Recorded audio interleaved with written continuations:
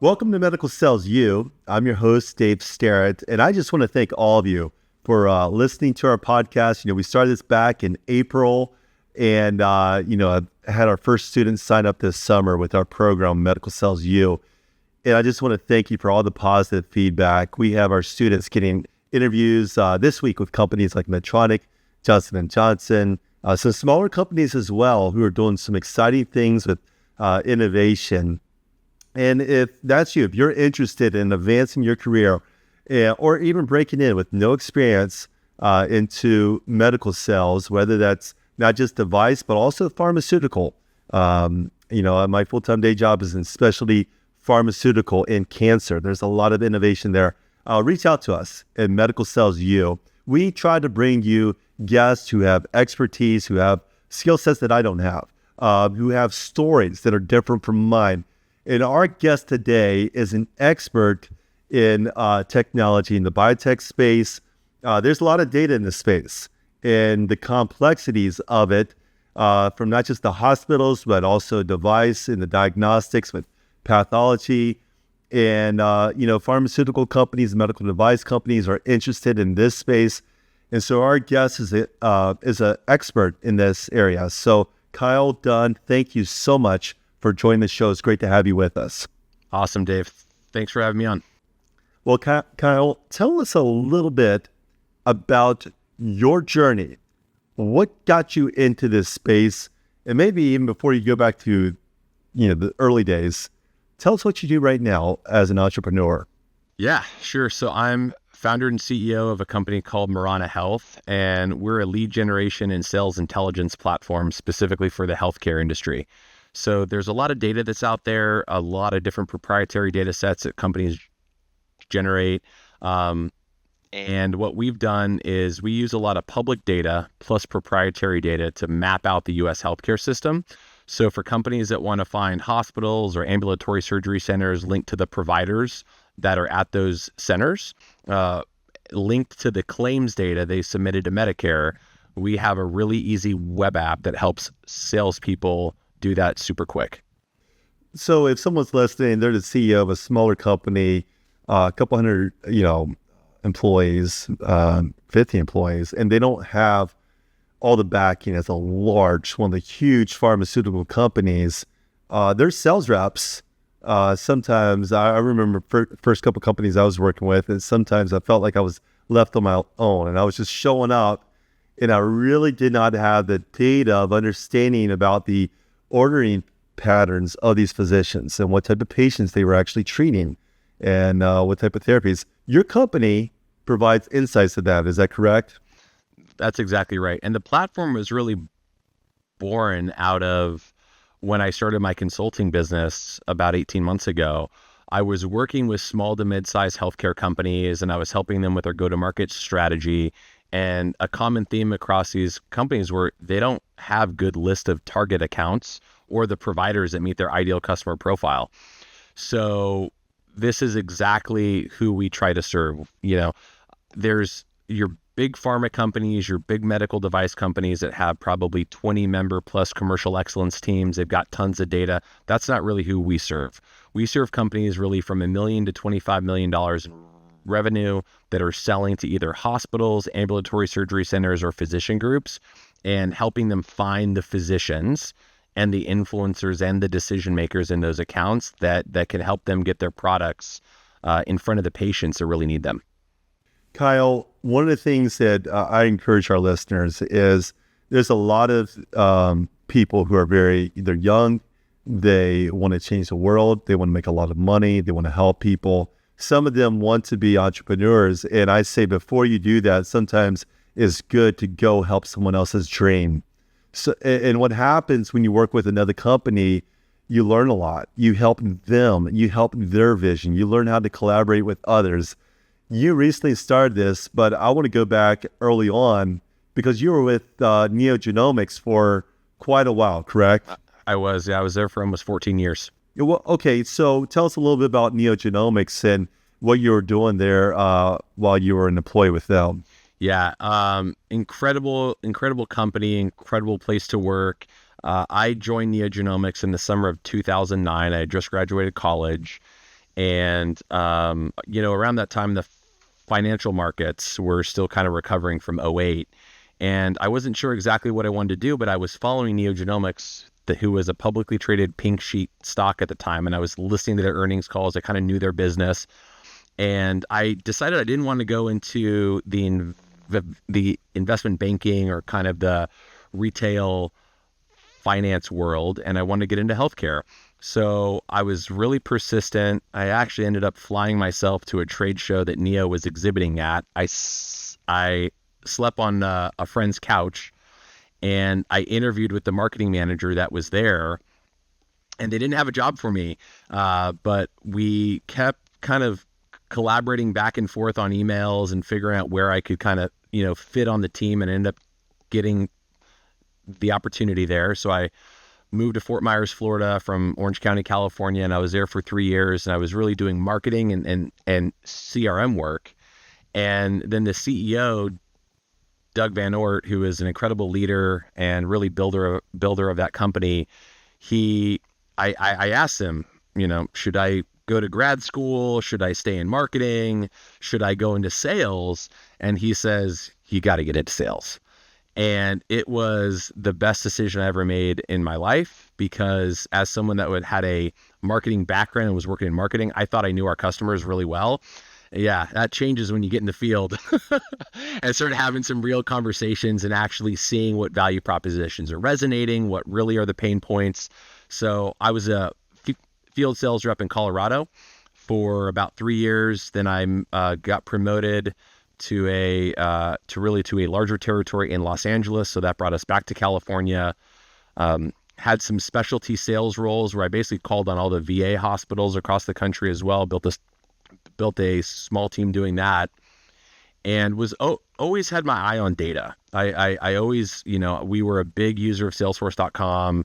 I was always kind of involved in working on the system, adding fields, adding data, making it easier for us to tag and segment customers and prospects. So what was the product back in those days? Yeah, thanks. So Neogenomics is an oncology reference laboratory. So they service pathologists and oncologists.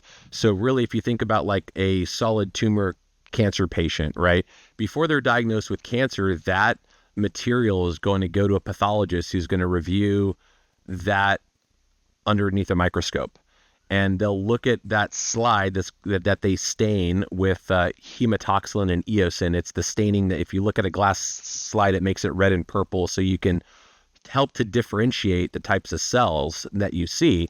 And if they call it a cancer, really standard of care is not just to call it cancer now, it's to do a full workup on that cancer case. And those are diagnostic markers. They could be prognostic markers, like for example, in breast cancer, some super common markers are ER, PR, and HER2. That's like the estrogen status, the progesterone status, and then they even do a lot of molecular testing to look at the cellular level, or really at the genetic level, are certain genes being overexpressed or mutated to get those patients on targeted therapy. So we were really selling the testing that was enabling precision medicine for cancer patients. That's excellent. And just for our listeners, this is an extraordinary, fascinating field. When I first got into medical sales 8.5 years ago, the first thing I was selling was a very basic, diagnostics for sleep apnea. I was doing mobile cardiac telemetry testing, calling on some cardiologists, some pulmonologists. But a guy reached out to me, asked if I wanted to get involved with cancer testing. He was with one company. I interviewed with him. I actually didn't get the job, stayed in touch. 6 months later, he left, went to Foundation Medicine, and I was intrigued, and I ended up taking the job when they offered it to me. But in this whole world, every single cancer patient is unique. And what's taking place in this industry of precision medicine is that just one patient alone has extraordinary amounts of data. And even if they are, say, a non-small cell lung cancer patient or a breast cancer patient, the genetic patient, makeup of that patient is very different. And every year there are, billions of dollars going into cancer innovation to have specific targeted treatments for these patients with these mutations. But in order to be treated correctly, pharmaceutical companies need to have an accurate test. And that's where Neogenomics come in. But then it raises the question about the data, right? Yeah. Like all this data that is, within these, with these patients, managing that. And then also both the pharmaceutical companies are interested in that, and also the hospitals, right? Those treating them, the pathologists, the oncologists. And so that's where it's extraordinarily fascinating to be in this field. And part of the reason I started Medical Cells U is, a lot of companies out there, they're focusing on device in the operating room, and that's exciting and good. We'll train you in that as well. But there is a wealth of information, opportunity to help cancer patients and to help in this area of precision medicine. It's very exciting. Tell us a little bit about some of the changes that you saw, because you were there for quite a while. What did you see Yeah. over that time span? I mean, it was amazing because when I started at Neo, we were so this was 2009, 2010. We were just starting to do single gene molecular tests for like targeted therapies on tyrosine kinase inhibitors. So some of the early biomarkers, EGFR, KRAS, and BRAF, those were all single gene PCR, which is a test methodology, polymer chain reaction, that looks for those specific markers. And, that was very advanced and really groundbreaking at the time.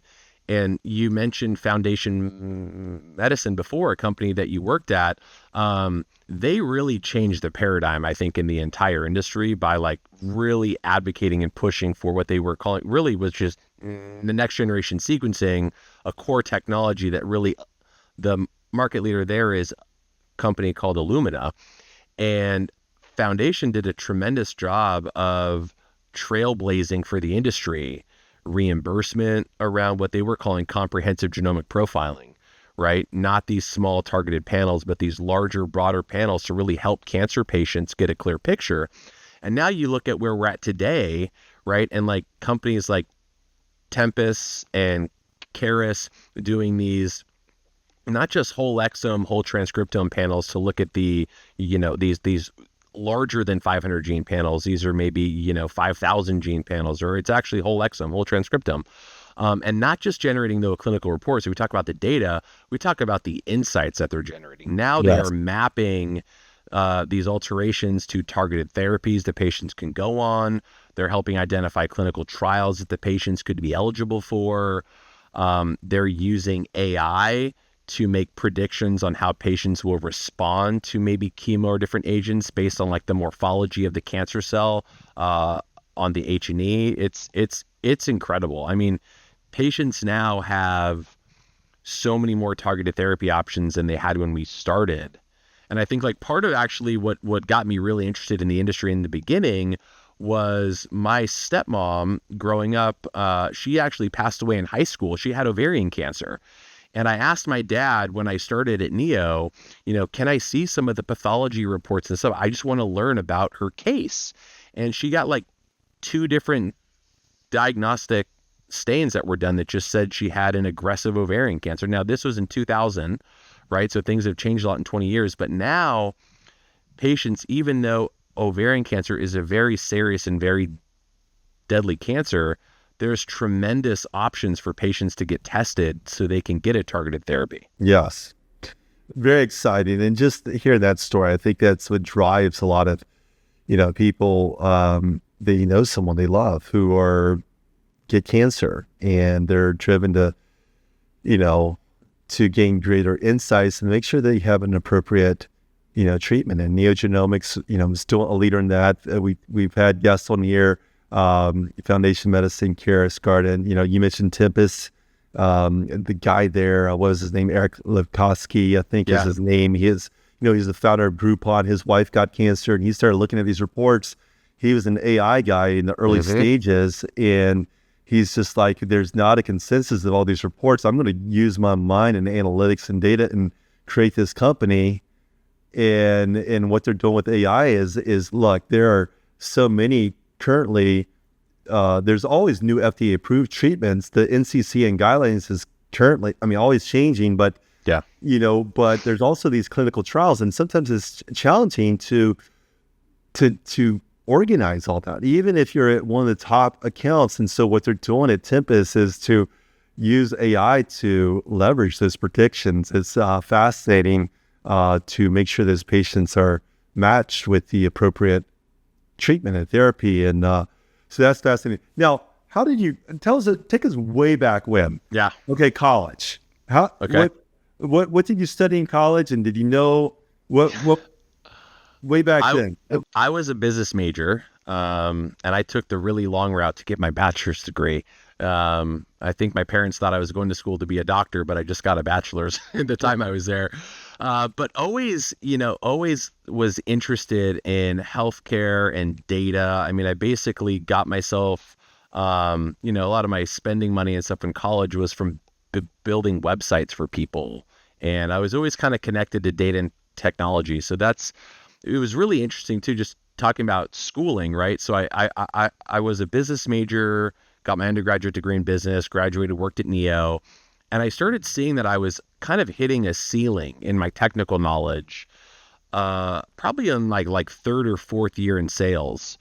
And I was thinking about what I want to do. Do I want to get an MBA? Do I want to go back and get some sort of master's in science? And I found this amazing program. It's the Master's in Biomedical Diagnostics program at Arizona State University, founded by Mara Aspinall. She was the CEO of Ventana Medical Systems, which is now I think called Roche Tissue Diagnostics. They sell all the antibodies for IHC stains, and she was also at Genzyme Genetics, so she knows the space in incredibly well. And they founded this program that's like an MBA for diagnostics. So I took courses on immunology, molecular biology, informatics, regulatory, reimbursement, and it really made me much more well-rounded. Was this in person, or were you taking this online? It was all virtual, which was awesome. I mean, my wife, we had an 18-month-old, and my wife was pregnant when we were doing the program, and I couldn't have done it without her because she let me just study. I mean, I was focused. I was doing, I don't know, on a weekly basis and an extra 15 hours to 20 hours a week studying, reading. That's a lot when you've got young kids at home. But it was a really good program. So I would just say for like anyone, especially for your podcast listeners that are on here, like you can get into healthcare sales without having a bachelor's degree in a specific science. If you see yourself hitting a plateau in terms of your technical knowledge, right? Well, there's tons of free resources available. And there's also really specialized programs now at various schools that can help you get even more technical if you feel that that's going to help you up your game. I like that. That's a great advice. And I also like the advice that your other mentor gave you, and that was to go ahead and get in sales. And so I had a guy reach out to me yesterday, and he's, was a college athlete. He's asking about an MBA. He knows I'm getting mine. I'm like, dude, you need some life experience. Yeah. You need to get out there and you need to sell. You need to learn how to read the room, have emotional intelligence, know how to get rejected, make money, learn how to make money. You've already got your bachelor's. And then if you get, employed by one of these large companies, like I know, for example, it's public knowledge, like Sanofi, Johnson & Johnson, these companies, they give $10,000 a year towards an MBA. So I'm getting my MBA part-time at Johns Hopkins right now. Get a job. And it may be that they want to get, this degree, a master's of science, and it's at, Arizona State, right? Yeah. And so I think that's great. And put in that extra 15 to 20 hours a week, allow your company to pay for it. Totally. Or pay for a chunk of it.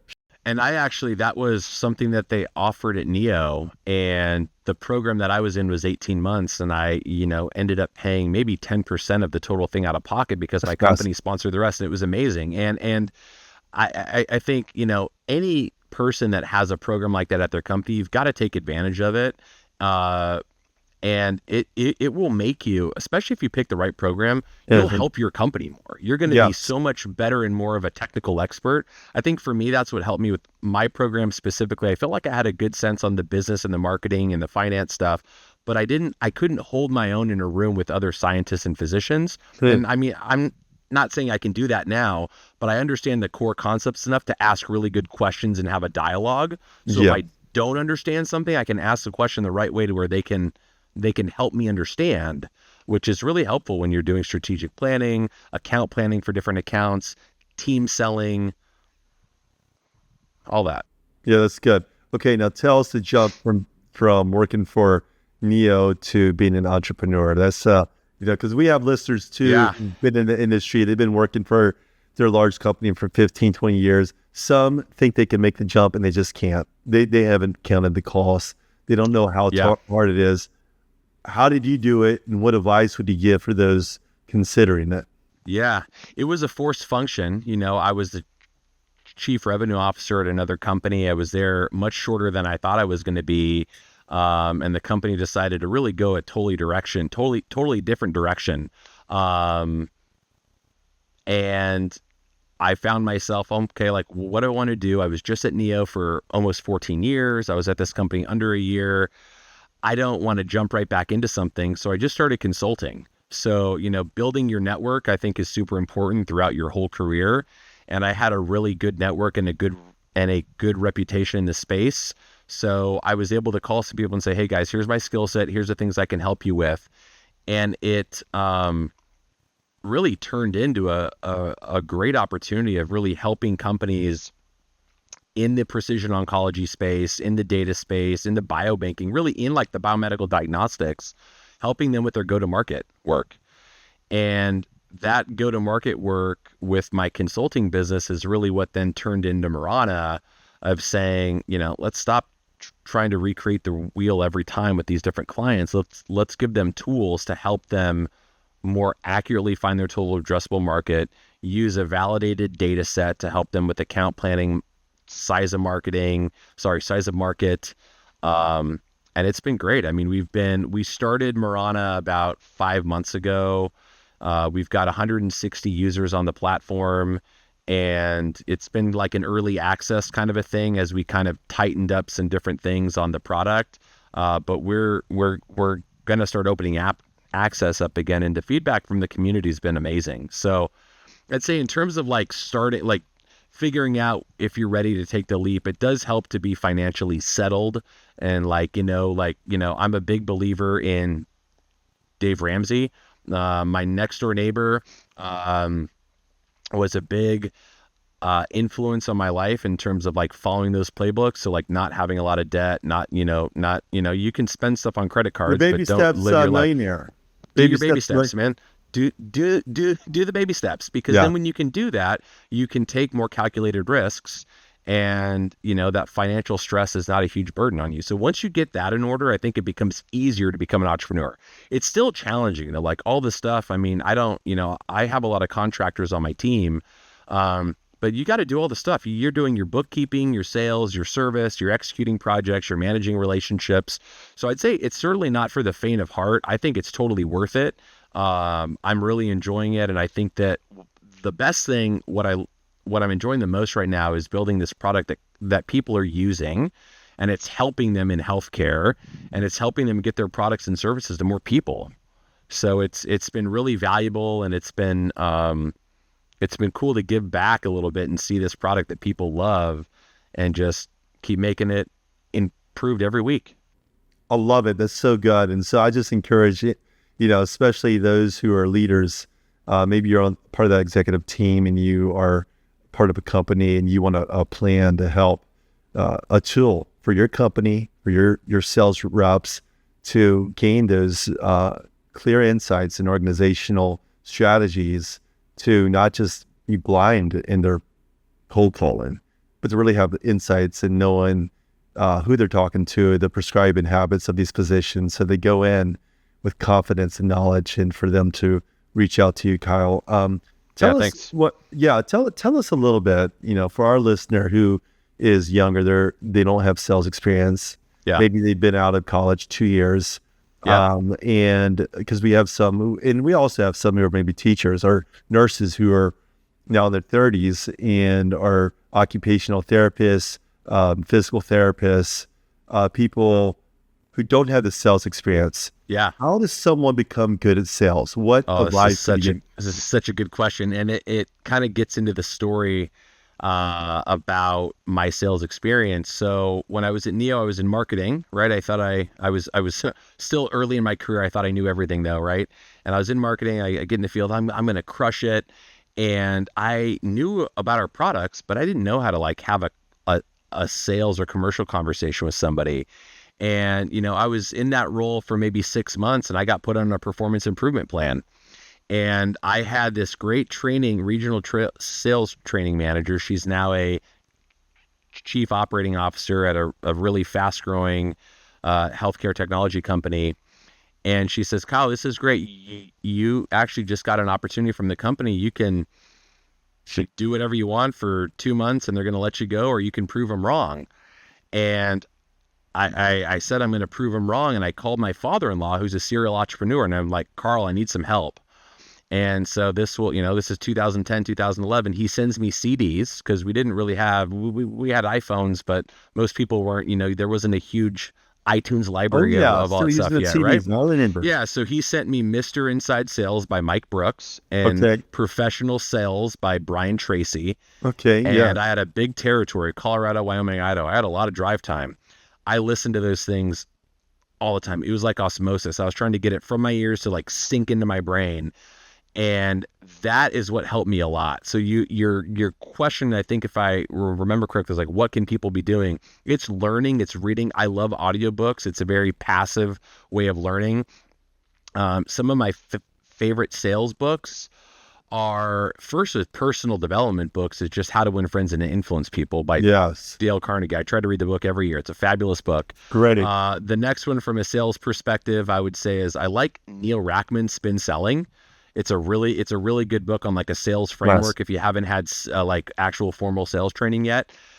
I am a challenger sale kind of guy. I am definitely the challenger. I like to have, as you can see, I like to get that technical expertise and kind of coach the customer on maybe what they should do after understanding needs. So the Challenger Sale, I think, is a fantastic book. Yeah. So reading and listening to podcasts and networking and going to events, and then you just got to do it. You got to just jump in. It's like, I'm going to try sales, and you've got to have that right attitude. Yes. Right. So I think the attitude's the other piece. What helped you in those early days to have a good attitude? Because even to get a job, you have to sell yourself to get a job. You get the whole interview process, and people are like, "Well, I applied to 5 jobs. It's just not for me. I can't get in." Yeah. I can tell you with the attitude of what I did to practice. So I have a friend who's a financial advisor at a big investment bank, and he was new in his career when I got into sales. We would call each other every day and role play. And sometimes we'd be easy on each other, sometimes we'd be hard. And I think that having that camaraderie and that team that you can lean on and like get pumped up and be like, Ryan, I'm hitting the ground today. Let's do some role playing. And we'd get after it. And I'd be like, all right, dude, I'm at the hospital. I got to go. That's and great. You got that energy. And it's like, you need that community. Like, having a community of like-minded people that are like passionate, purpose-driven, want to make themselves better. That's like so important for any aspect in life. And it's certainly true in sales. I love it. Community helps build each other up, encourage each other. I need that in my early days. I still need it. Yeah. In what I'm doing in my full-time day job outside of this, and even in this side, this side thing that we're doing here. And that's what we do with medical sales. You too is like, we're trying to tell our students to thrive in the STAR acronym, but we all have blind spots, and we talk about using that situation, the task, the action steps they took, and then results. And when they talk about the results, is to give percentages and specifics about what those action steps brought about in that, in that situation and task. And so, but we all have blind spots. We all need to sharpen up. We all need repetition. I mean, if I haven't played a sport in a while, I feel like I can get back into it, but I'm rusty, right? Yep. And I need to sharpen up a little bit. It takes a little, we got to get those reps in, right? Yep. And so that is so good. Well, Kyle, you've been a tremendous help to us. Awesome. And for those of us, for those listening, they want to get in touch with you, what is the best way? Yeah, I'd say, add me on LinkedIn, send me a message on LinkedIn, anything I can do to help your career and help you advance in the space. I'm here to help. I mean, I had a lot of great mentors that I could list for the next 20 minutes of people that have helped me. And those, men and women have had my back. and help propel me. And I want to be able to pay that forward. So if Right. there's anything I can do, reach out.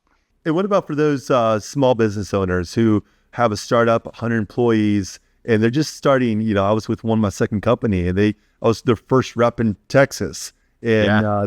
how would they reach out to you and learn more about your business? Yeah, I'd say you can definitely go to our website, moranahealth.com, MIRANA health, moranahealth.com. And we have an early access button, and you can click that out and try out our platform. It's a fantastic tool. I'd say if it's like a list building service, but built for healthcare. So if your reps are struggling to find the right hospitals and accounts and ambulatory surgery centers or skilled nursing facilities to call on, like, we can help make that really easy for them. Love it. It's so good. Well, thank you so much for joining the show. And also for our listeners, if you're interested in having a community, having accountability, a coach to mentor you to break into medical sales, whether that's device or diagnostics, genetic testing, or pharmaceutical specialty. My day job is in cancer. So I'm here to help you with medical sales. Thank you all for joining the podcast. Have a great day.